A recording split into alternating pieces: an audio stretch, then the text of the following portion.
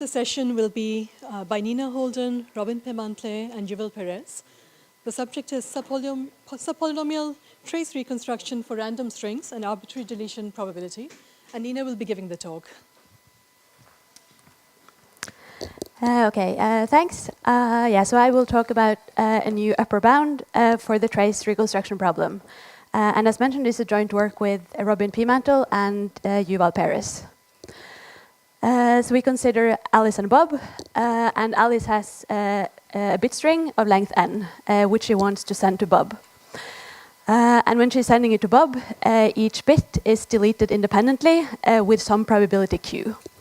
So in the figure, the red bits represent the deleted bits, while the black bits represent the transmitted bits.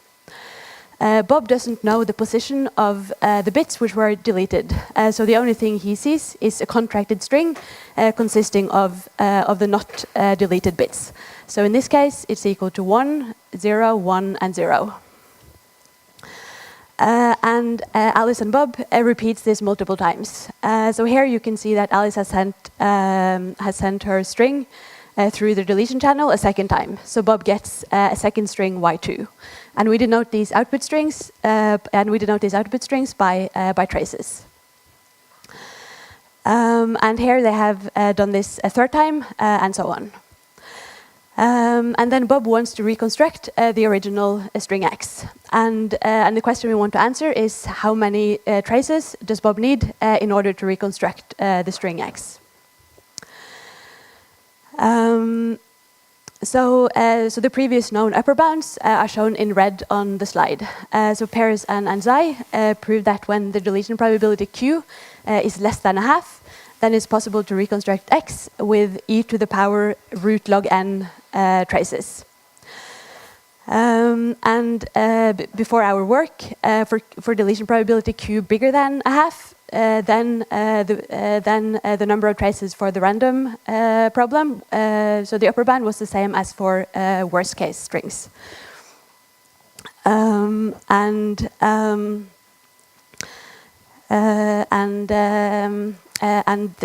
best known lower bound before our work is shown in green, and that was log n squared.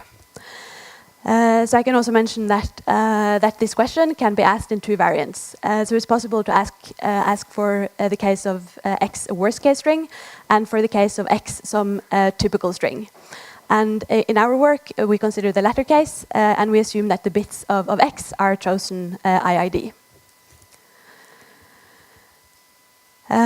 So our main result is improving the previous results in three ways. So first of all, our result holds for all deletion probabilities q between 0 and 1. And second, our upper bound is e to the power cube root log n as compared to e to the power root log n, which was obtained previously for deletion probabilities less than a half. And third, our result doesn't only hold for the deletion channel, but it also holds for a generalized version where we allow insertions and substitutions.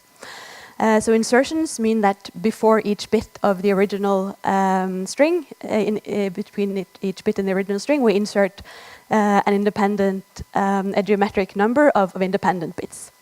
So as you can see on the figure, we first insert bits at random, which are shown in green. And afterwards, we delete each bit in the longer string independently at random in order to get the final trace y. So there's one interesting remark to make about the upper bound we obtain, and that is that this is the best possible upper bound we can get without also improving the upper bound for worst case strings. So the case of worst case strings and random strings are closely related. And the reason these two problems are closely related is that if we have some arbitrary string of length log n, and we have a random string of length n, then it will typically be the case that this arbitrary string is a substring of the random string. So it means that if we know how to reconstruct random strings of length n, then we can also reconstruct worst case strings, since worst case strings will typically be a substring of the random string. So our method is based on reconstructing the bits of x one by one. So we imagine that we are at the point in time where we have reconstructed the part of the string shown in green, and the part of the string shown in gray consists of unknown bits.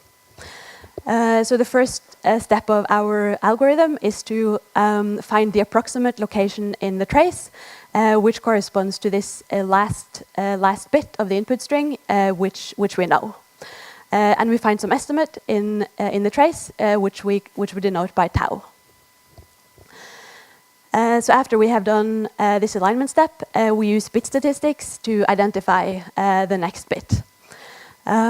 So more precisely, if we have two candidate strings, x1 and x2 for x, it's possible to find some index j such that bit tau plus j in the trace has a significantly different expectation for the two input strings. So using this result, we can distinguish between traces obtained from x1 and traces obtained from x2, simply by counting how many times bit tau plus j equals 1. And if we compare this outline with a case of small deletion probability, q less than a half, it is particularly the alignment step which needs to be modified in the case of high deletion probability. So I will focus only on the alignment step in the remainder of the talk. So when the deletion probability q is less than a half, alignment can be done by a greedy method, which is simply choosing tau to be the first possible position it could be. But this greedy method has a phase transition for q equals a half, so it fundamentally fails. It fails in our case. Alignment for q less than a half can also be done by looking at long substrings, which are of which no bits are deleted in the trace. But finding such long ranges of preserved bits is simply too unlikely in our case of high deletion probability.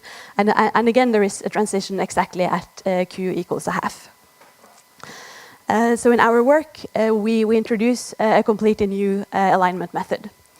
And the alignment method is based on a test, and our test takes two strings, w tilde and w as input, and it says whether w tilde is likely to have been obtained by sending w through the deletion channel.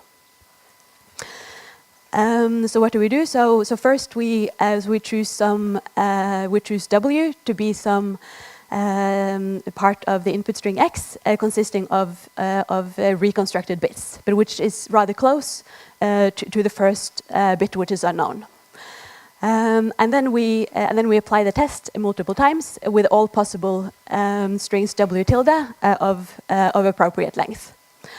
And then we simply, when we do the alignment, we simply let the alignment position be the position corresponding to the first time we get a positive test. So how is our test defined? So our test takes as input these two strings w and w tilde, and it is defined by dividing these strings into approximately log n blocks. And in each of these blocks, there is a majority bit equal to either 0 or 1. So the bits indicated on the figure is indicating the majority bit in each block. And then we look at block number j in w and block number j in w tilde, and we ask ourselves whether the majority bit is same or different. If the majority bit is the same, that event is more likely if w tilde was obtained by sending w through the deletion channel. And our test simply counts how often the majority bit in a certain block in w tilde is the same as the majority bit in the corresponding block in w. So in the example shown, you see that we have such agreement in 4 out of 6 cases. And then if the number of agreements is sufficiently high, the test is positive. Otherwise, it's negative. This gives us alignment with error log n. And we, by doing a refined second alignment step, we can get it down to cube root log n. That's it. Thanks.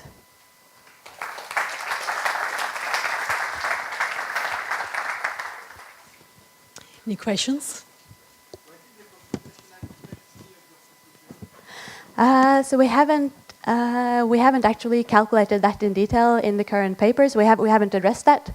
I believe that it should be at a worst polynomial. Yeah. Yeah. So that's also something we don't address. So it should be monotone in Q, but we don't look exactly at how it blows up when Q goes to 1.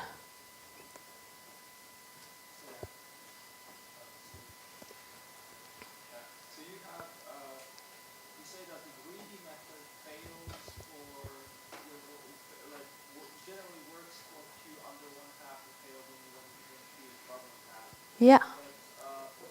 Once you have insertions, doesn't that no longer work? Yeah, exactly. So it's also the case that so this bound, which is using the greedy method, then insertions are not allowed. Yeah. Does the approach still use the complex analysis technique, that expansion in a series and then? Yeah, exactly. So I was splitting into 2 parts: the alignment step and this bit statistic step. And in the bit statistic step is based on complex analysis techniques. Yeah. Okay, great. Let's thank the speaker again.